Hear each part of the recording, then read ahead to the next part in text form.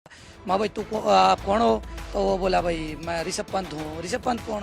भाई मैं भारतीय क्रिकेटर हूँ। तो मैंने जल्दी से एक सवारी से शॉल ली, उसको उड़ाया और दूसरी तरफ जो सड़क दिल्ली से रुड़की जा रही है उस सड़क के पार करके उसको वहाँ डिवाइडर पे बैठा दिया।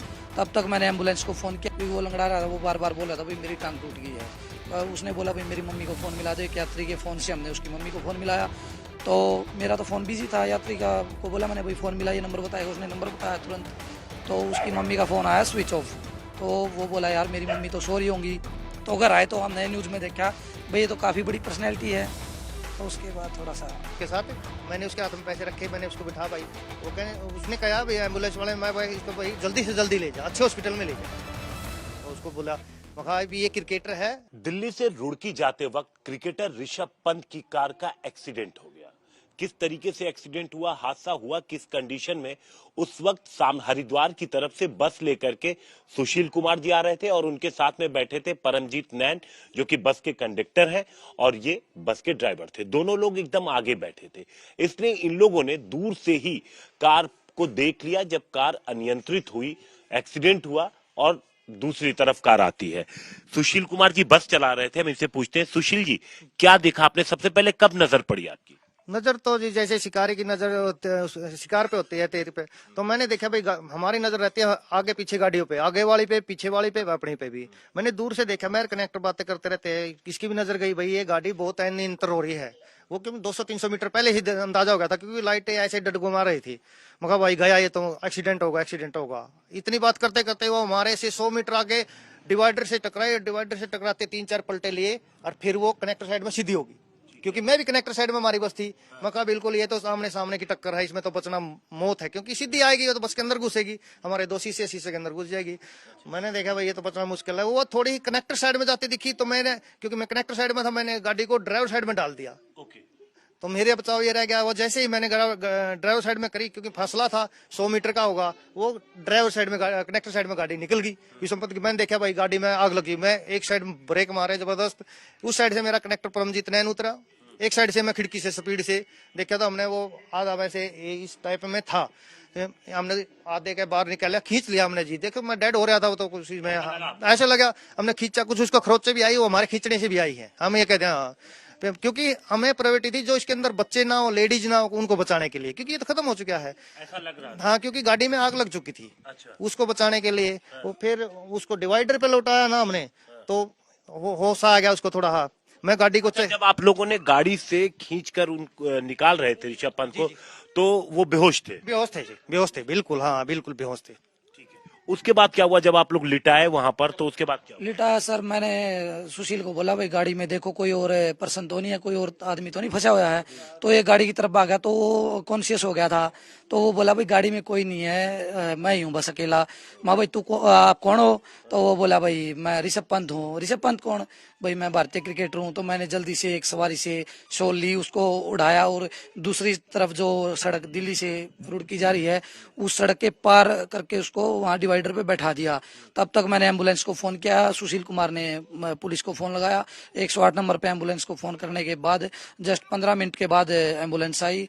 तब तक मैंने जो उसका सामान बिखरा पड़ा था, कुछ पैसे सवारियों ने या यात्रियों ने उठा लिए थे, उसके कुछ रह गए थे, जो रह गए थे वो उनके कलेक्ट करवा के रखे, सामान रखा कलेक्ट करवा के। और फिर एम्बुलेंस आ गई 15 मिनट के बाद। एम्बुलेंस में उसको बिठाया हमने, दोनों ने, कुछ यात्रियों ने एम्बुलेंस में बिठा के जो उसके पैसे थे उसके पास दे दिए। भाई अपने ये पैसे पकड़।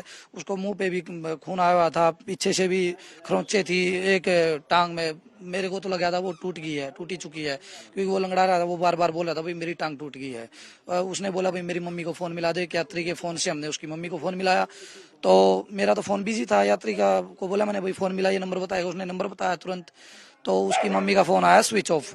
तो वो बोला यार मेरी मम्मी तो सो रही होंगी, तो अब क्या करें। तो एम्बुलेंस में, तब तक एम्बुलेंस आ गई थी, बिठा दिया था भाई एम्बुलेंस।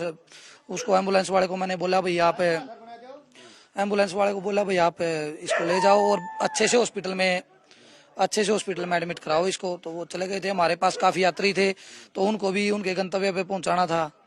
तो मैंने सुशील को बोला भाई सुशील अब चल, यात्रियों को भी छोड़ना है, अब ये तो कर्तव्य हुआ पूरा, अब अगला कर्तव्य पूरा करते हैं। तो उसके बाद हम दोनों अपने गंतव्य पे आगे बढ़े।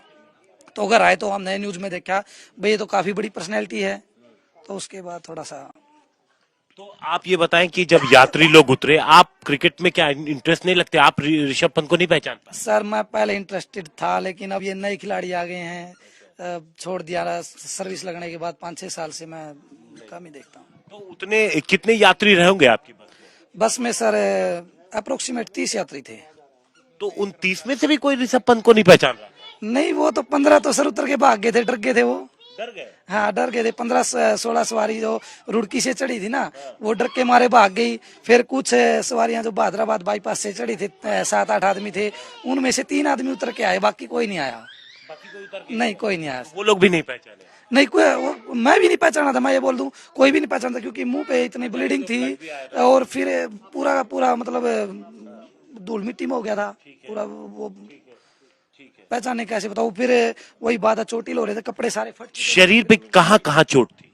शरीर पे सर पीछे, दोनों साइड पीछे चोट थी, और मुंह पे ब्लीडिंग आ रही थी। ये नहीं पता था वो मुंह में से आ रही है या सर में से आ रही है। और एक पैर फ्रैक्चर था और हाथ पे इधर टूटा हुआ था। तो उसने मतलब गोल्डन चेन भी डाली थी, ये ब्रेसलेट भी डाला था। तो बस ये चोटें थी उसको। वो बोला भाई मेरे पे चला नहीं, जैसे मैंने उठाया ना उसको, तो वो बोला भाई मेरे से चला नहीं जाएगा, मेरा पैर फ्रैक्चर है, पैर टूटा हुआ है। तो मैंने दूसरे की सहायता से, 2 सवारियों की सहायता से और उठा के जो। अच्छा, हाँ जी। तो ये उस वक्त वहां पर जब एम्बुलेंस पहुंची, तो क्या एम्बुलेंस वालों ने भी नहीं पहुंचाना? और क्या कंडीशन थी वो आप? नहीं पहचाना क्यों नहीं पहुंचा? ना किसी, ये कहते हैं ऋषभ पंत खुद चल करके अंदर जा करके ले? नहीं, खुद नहीं, ऐसे चल रहा था, ये कनेक्टर उसको सहारा दे रहा था और यात्री थे, मैं भी था उसके साथ। मैंने उसके हाथ में पैसे रखे, मैंने उसको बिठा भाई। वो कहने, उसने कहा भाई एम्बुलेंस वाले, मैं भाई इसको भाई जल्दी से जल्दी ले जा, अच्छे हॉस्पिटल में ले जा। और उसको बोला, मखा भी ये क्रिकेटर है, और मखा लेट मामा ठीक है हम ले जाते हैं, क्योंकि हम साथ में चले जाते, कोई दिक्कत नहीं, क्योंकि हम एक बंधन में बंधे होते हैं, सरकारी कर्मचारी हैं, हम नहीं छोड़ सकते।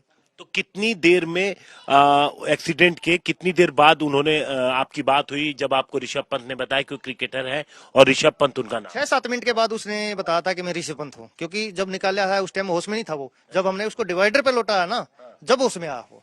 हाँ जी, क्योंकि हम उसके चारों तरफ गाड़ी के ढूंढ रहे थे ऐसे, क्योंकि वो पर्स इकट्ठे उड़े हुए थे, कपड़े खिंडे हुए थे, समझ में नहीं आ रहा था आदमी है इसके अंदर, लोहा है क्या है। तो मैं घूम रहा था इसकी गाड़ी के चारों तरफ। तो गाड़ी सीधी थी या नहीं, सीधी थी। अच्छा, सीधी थी, हाँ सीधी थी।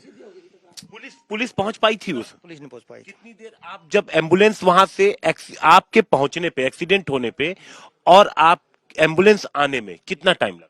एम्बुलेंस आने में कम से कम 20 मिनट लगे हैं जी। जी। और एम्बुलेंस कितनी देर बाद वहां से ऋषभ पंत को लेकर निकली? 3 मिनट के अंदर। 3 उसके बाद आप कब वहां से निकले? मैं चौथी या 5वें मिनट में हमने अपने यात्रियों को बस में बिठाया, ठीक, क्योंकि साइड में जाके बैठ गए थे यात्री, ठीक, क्योंकि तो उनको बुला के अपने भाई पानीपत वाले यात्री आ जाओ, बैठ जाओ अपनी बस में। तो हम चल पड़े थे जी, क्योंकि तकरीबन 25 मिनट तक तो आप लोग स्पॉट पे थे? हाँ 25 मिनट के आसपास हम स्पॉट पे थे सर। लेकिन उतनी देर में पुलिस नहीं पहुंच पाई? नहीं, ये टाइम है इसमें फोन में जो मैंने इसके अंदर मैंने कॉल कराया था। कितने बजे? चश्मा लेना में 5:21 पे मैंने पुलिस को फोन कर रखा है। 5:21 पे पुलिस को फोन किया, और उसके बाद तकरीबन 5:45 के आसपास आप? कहाँ पे हुआ, कैसे हुआ, कहाँ है, कैसे है, किस जगह है, ऐसे में फोन आते रहे उनके। मैंने नहीं कहता फोन आए, कभी थाने से आके उनको समझ में भैया बता दिया, नारसन एक बस स्टॉपेज है, ये नेशनल हाईवे के ऊपर है, रुड़की हरिद्वार इसके दिल्ली पे। तो उनको बताता रहे, वो फिर भी मतलब होगा कुछ में।